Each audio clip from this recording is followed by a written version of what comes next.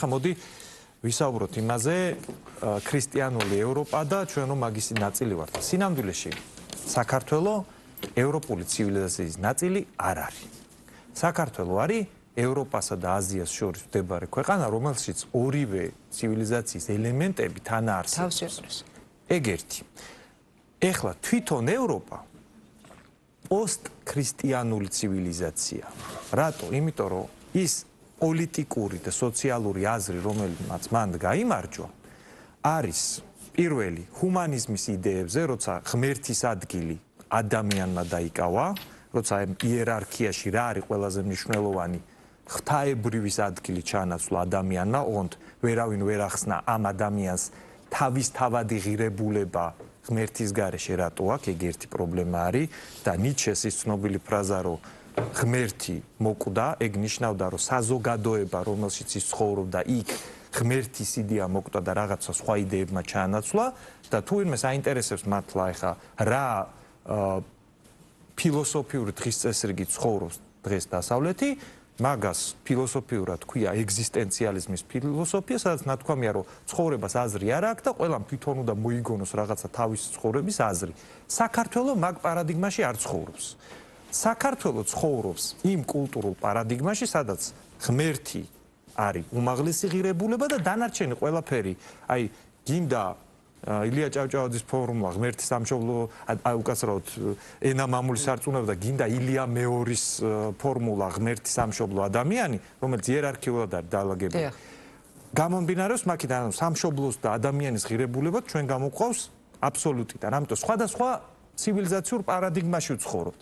და აქედან გამომდინარე პოსტ ქრისტიანული ევროპის ნაწილად მე არ ვთვლი თავს.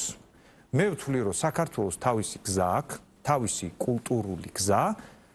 მე არც იმას არ ვთვლი, რომ ქრისტიანობა უდრის ევროპას, იმიტომ რომ რაღაცა პერიოდი ევროპა მართლა იყო ქრისტიანობის ერთ-ერთი ფორპოსტი, ოღონდ არა ერთადერთი. ქრისტიანობა არც ევროპაში დაბადებულა, აზიაში დაიბადა და მისი გავრცელების უდიდესი ნაწილი 4 ძირითადი ის რო იყო, ერთი იყო მარტო რომში, დანარჩენი კონსტანტინოპოლი იქნება, ალექსანდრია თუ სხვა იერუსალიმი, ეგ ყველა არა ევროპულ ნაწილში მდებარეობდა. ამიტომ გინდა გეოგრაფიულად, გინდა პოლიტიკურად არ არსებობს მაგალითად მსოფლიო ისტორიაში ეგეთი მომენტი, როცა გერმანელები, ფრანგები და ინგლისელები რუკას უყურებდნენ, საქართველოზე თიცადებდნენ და უი ეს ევროპა არის. ეგეთი მომენტი არ არსებობს ოღონდ ისტორიაში. ამიტომ ჩვენ უნდა დავანებოთ თავი არასრულფასოვნების კომპლექსის კულტივირებას საქართველოში, რომ აი ვიღაცას მივეკედლოთ. საქართველოს აქვს თავისი გზა, აი ამ ორ ცივილიზაციურ პარადიგმას შორის არსებობდა სულ ორივეს კომპონენტები არის ჩვენში და მოდი რა ეხა რაღაცებს ვიტყვი კიდე კონკრეტულ, ეხა ხო რაღაცა ზოგადი იყო, მოდი კონკრეტიკაზეც გადავალ, რომ არ დამწამო. შენ ძალიან გიყვარს მაგალითად სიტყვის თავისუფლების არგუმენტის მოყვანა, ხო? ძალიან ცნობილი სტატისტიკა, ეხლა მაყურებლებმა შეიძლება რომ შევიდა ინტერნეტში და გადაამოწმონ. ინგლისში ბევრად უფრო მეტი ადამიანი არის დაკავებული ინტერნეტში კომენტარების გამო, ვიდრე რუსეთში. ეს იმას კი არ ნიშნავს, რომ ვაიმე რუსეთი რა კაია და მაგის სტანდარტი მინდა. მე იმას ვამბობ, რომ იგივე დაავადებები, რაც ამ ავტოკრატიებს ჭირთ, ზუსტად ეგეთივე დაავადებები ძალიან ისე ხოშიანად ამათმაც აითვისეს.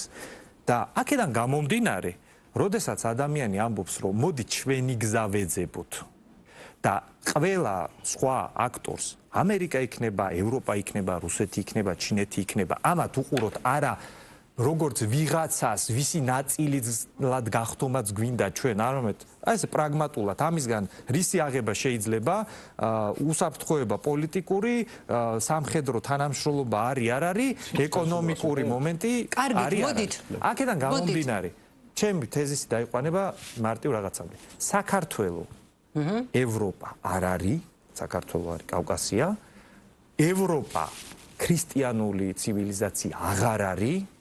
ჯერ ქრისტიანული რო იყო, მანდაც პროტესტანტული და კათოლიკური იყო, ჩვენ მართლმადიდებლური ცივილიზაციის ნაწილი ვართ, მაგრამ ეგეც რო ჩავკეთოთ, ეხა საერთოდ აღარ არის პოსტქრისტიანული ცივილიზაცია და აქედან გამომდინარე, ვინ ვართ ჩვენ, მაგ კითხვაზე პასუხი არის, მე ვარ ქართველი და არაფერი მაშასადამე მაგას არ ჭირდება და დანარჩენი ვისთან როგორ უნდა ვივაჭროთ რა, დავალაგოთ, ეგ უბრალოდ რეალ პოლიტიკის საქმეა. კი ბატონო.